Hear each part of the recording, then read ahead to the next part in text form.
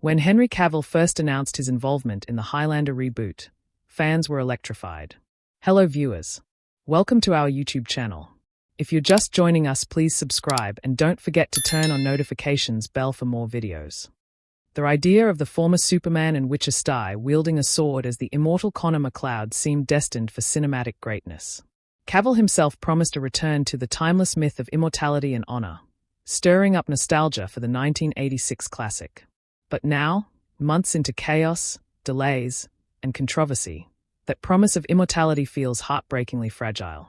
Cavill's Highlander, once a film about eternal life, is beginning to look all too mortal.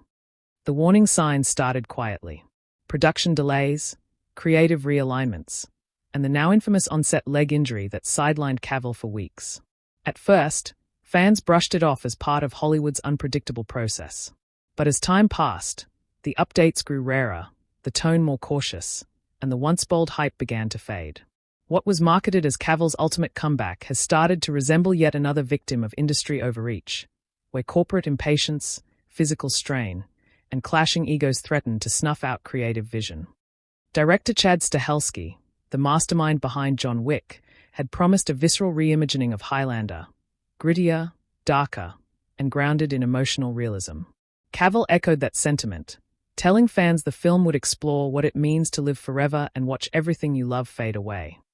It was the perfect setup for a soulful blockbuster, a story that matched Cavill's depth and discipline.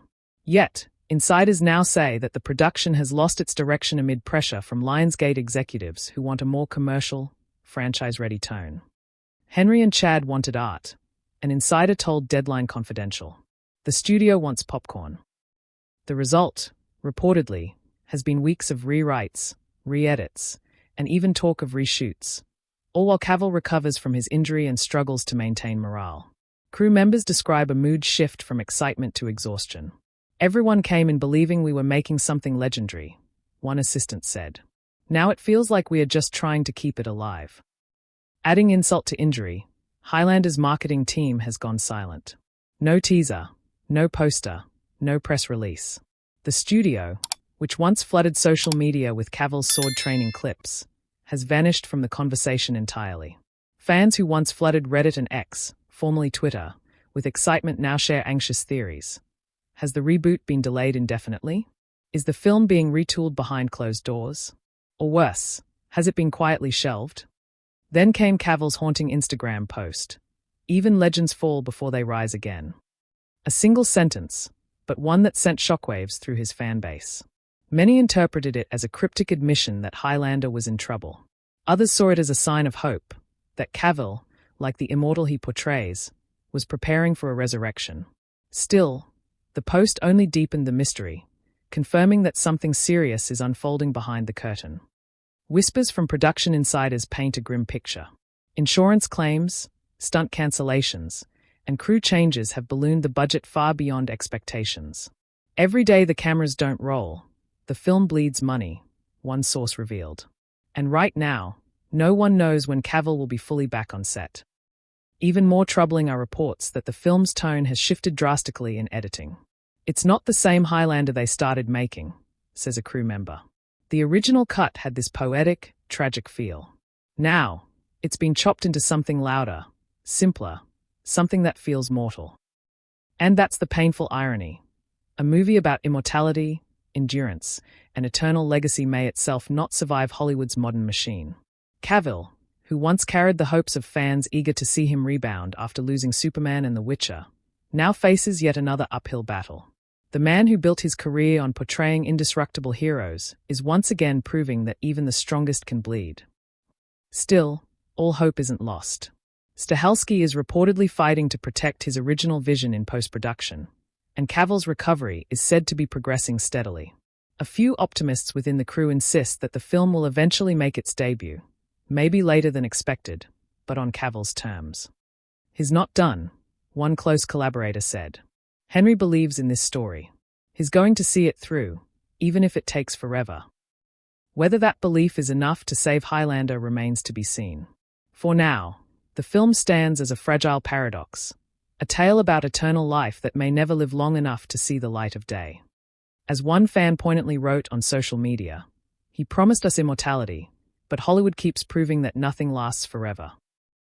Cavill was born in Jersey, the largest and southernmost of the Channel Islands, which are dependent territories of the British Crown and are located off the coast of Normandy, France.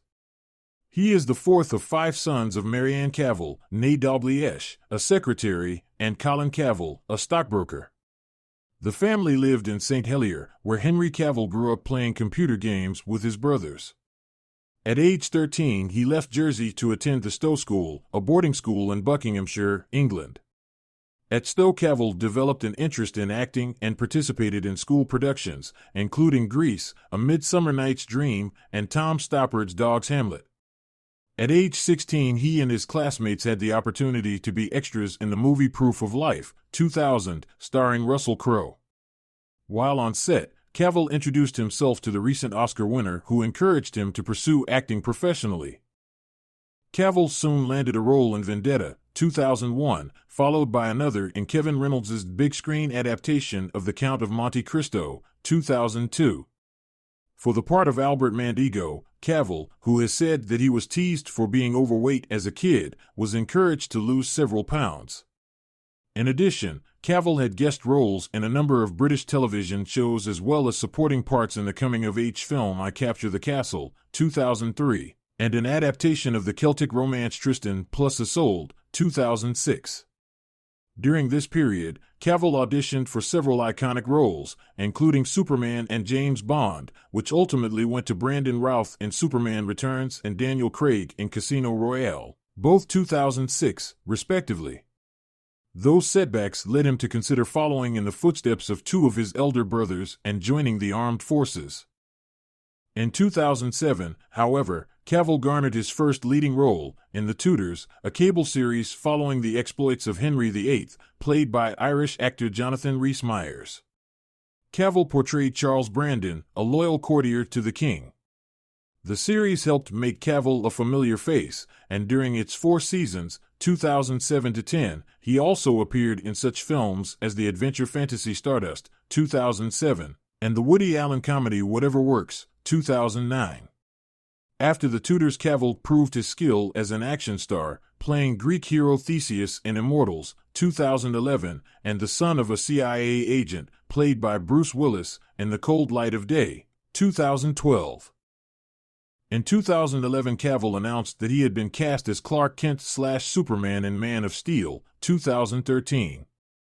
He later admitted that he had missed the call from director Zack Snyder offering him the job because he had been playing the online game World of Warcraft. To portray the Man of Steel, Cavill transformed his body, adding so much muscle